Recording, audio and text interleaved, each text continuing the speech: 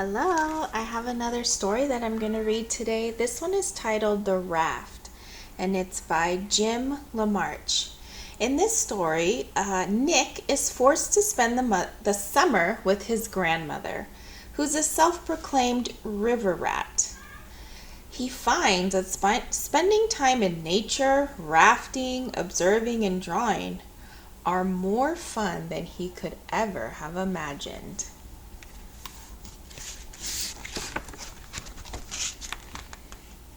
There's nobody to play with, I complained. She doesn't even have a TV.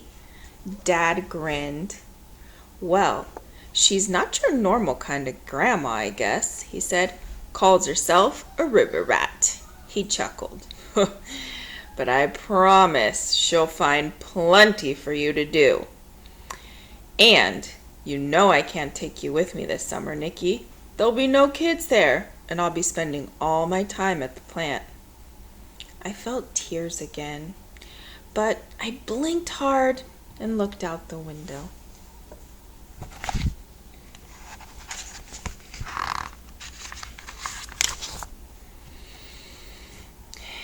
That afternoon, I stood in Grandma's yard and watched my dad drive away. Dust rose up behind our car as it disappeared into the pines.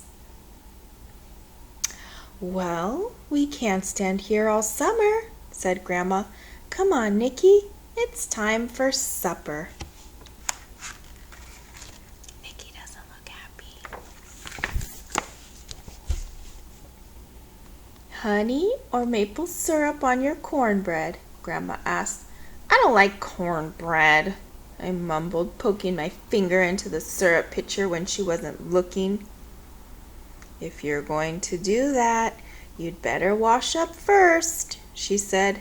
She had eyes in the back of her head. Bathroom's through there.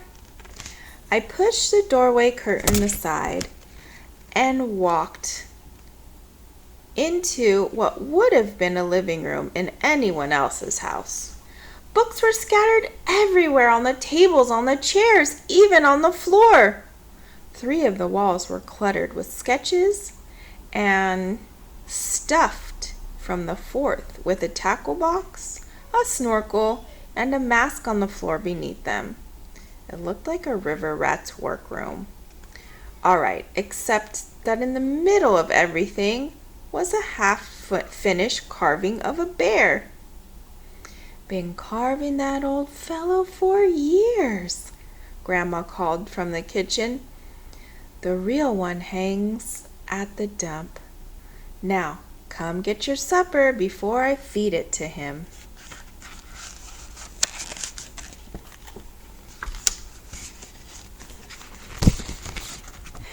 Dad was right. Grandma found plenty for me to do. In the morning, I stacked firewood, then helped her clean out the rain gutters and change the spark plugs in her truck. That afternoon was almost over when she handed me a cane pole, a bobber, and some red worms. Fish fry tonight, she said, showing me how to bait the hook. That river's full of fat bluegills. Drop your line near the lily pads and you'll find 'em. Down at the dock, I looked things over. The lily pads were too close to shore. There couldn't be fish there. I walked to the end of the dock and threw my line out as far as I could. Then I sat down to wait, and wait, and wait. My bobber never moved. There's no fish in this stupid river, I said out loud, disgusted. We had hamburgers for supper.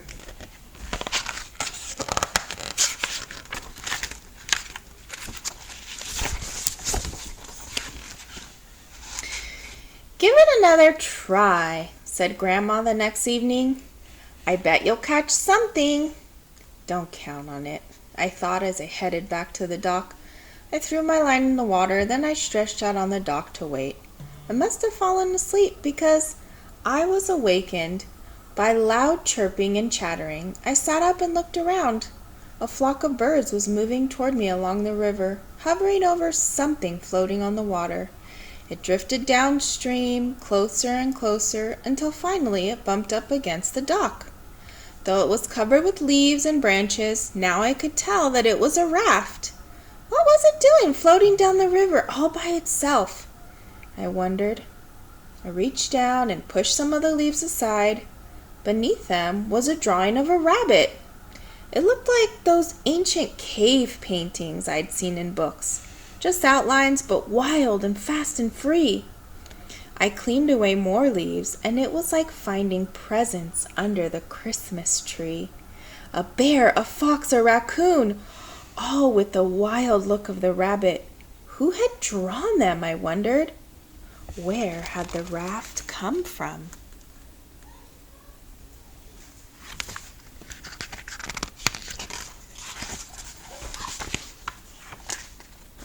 There we see an illustration of the raft he found. I ran up to the cottage. Grandma was on the porch reading. "Do you have some rope I can use?" I asked. "In the shed, hun," she said. "Help yourself." She didn't ask me what I needed it for, and I decided not to tell her yet. I pushed the raft into the reeds along the river's edge, then tied it to the dock so it wouldn't drift away. All the while, birds flew over my head, every now and then swooping down to the raft as if it were a friend. A crane waded through the reeds to it. A turtle swam up from the bottom of the river. The moon had risen yellow over the river by the time I went up to the cottage to go to bed.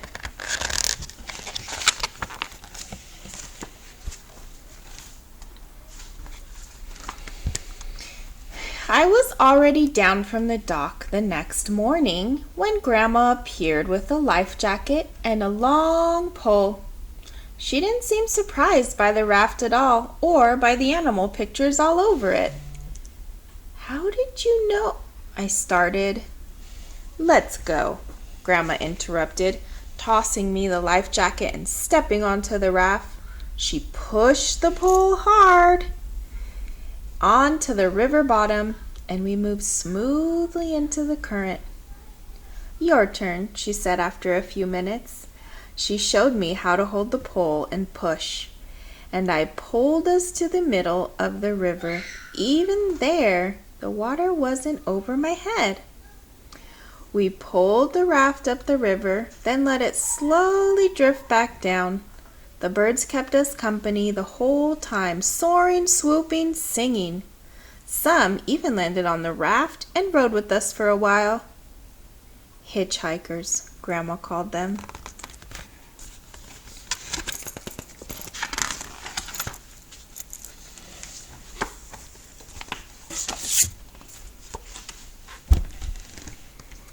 After that, I had little time for anything but the raft. I raced through whatever chores there were, then ran down to the dock, wondering what animals I'd see that day. It wasn't just birds that the raft attracted. One morning, 3 raccoons followed me along the shore. Another time, a turtle climbed on board and spent the morning sunning itself. And one afternoon, I saw a family of foxes slip through the trees along the river. When the weather turned too hot and sticky to sleep indoors, Grandma helped me put up a small tent on the raft. I lay on top of the cool sheets and read comic books by flashlight until I fell asleep. One night a noise woke me up. There in the moonlight stood a huge buck. He looked right at me, then lowered his head to drink, as if I wasn't there at all. I found Grandma the next morning working on her bear carving. "Do you have some extra paper I could draw on?" I asked her. She brought out a big sketch pad and a pouch filled with thick pencils and crayons. "I've been saving these just for you," she said. "Better take these too." She held out a snorkel and mask. "Never know when they might come in handy on a raft."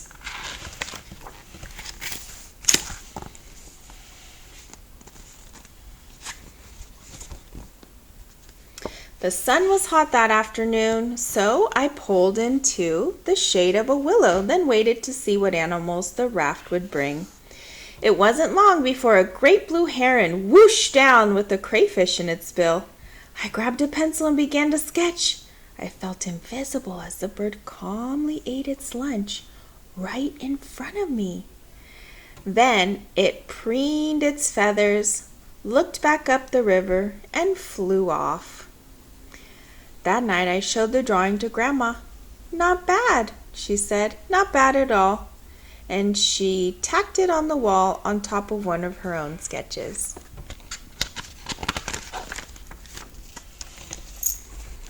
Look what he's using there. Grandma was right.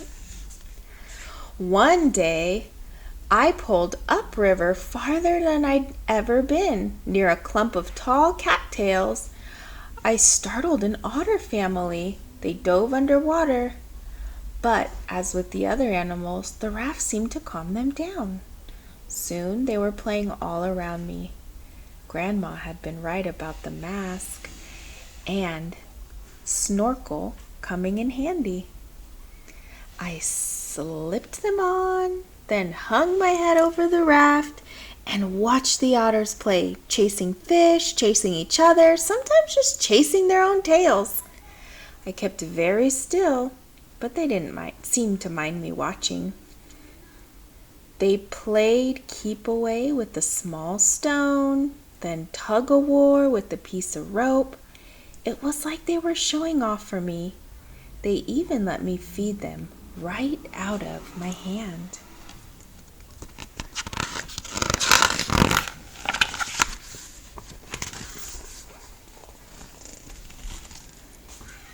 Some mornings, Grandma would make a bag full of sandwiches and a thermos of icy lemonade.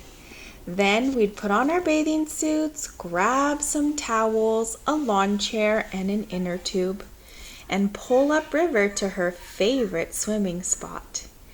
"I've come swimming here since I was a girl," she told me as we tied the raft to an old rock. "The Marshalls used to live here, all 10 of them. What a herd of wild animals they were." While Grandma watched from the inner tube, I practiced my flying cannonballs.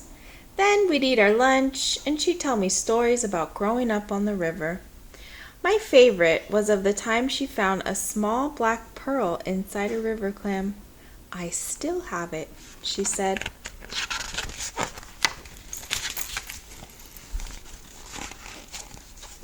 Somehow, on the river, it seemed like summer would never end, but of course it did. On my last day, I got up extra early and crept down to the dock. The air was cool and low. Pearly fog hung over the river. I untied the raft and quietly drifted downstream. Ahead of me through the fog, I saw 2 deer moving across the river, a doe and her fawn. When they reached the shore, the doe leapt easily up the steep bank, then turned to wait for her baby. But the fawn was in trouble. It kept slipping down the muddy bank. The doe returned to the water to help, but the more the fawn struggled, the deeper it got stuck in the mud. We see them there.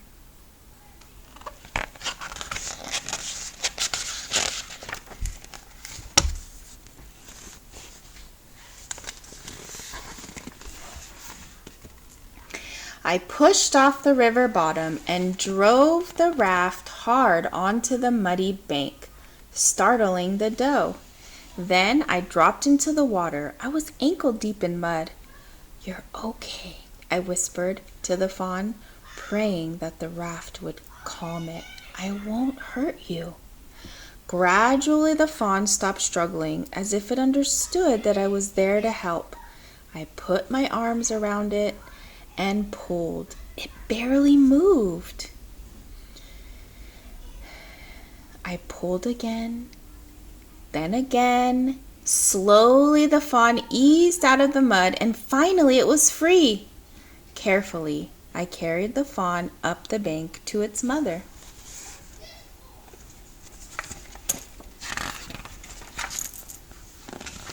Then quietly I returned to the raft. From there I watched the doe nuzzle and clean her baby, and I knew what I had to do.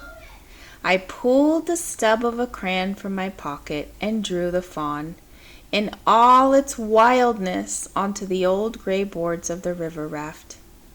When I had finished, I knew it was just right.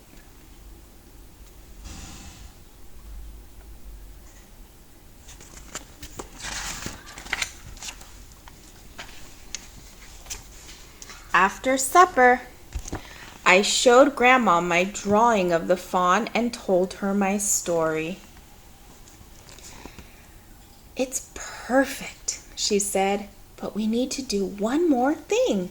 She hurried up to the cottage. When she came back, she had tubes of oil paint and 2 brushes.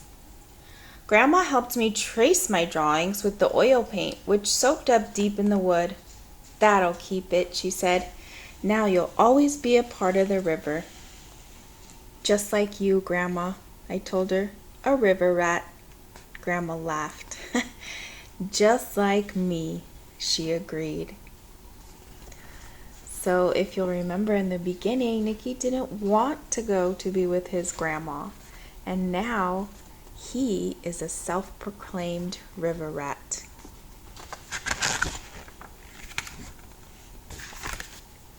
And that's the end.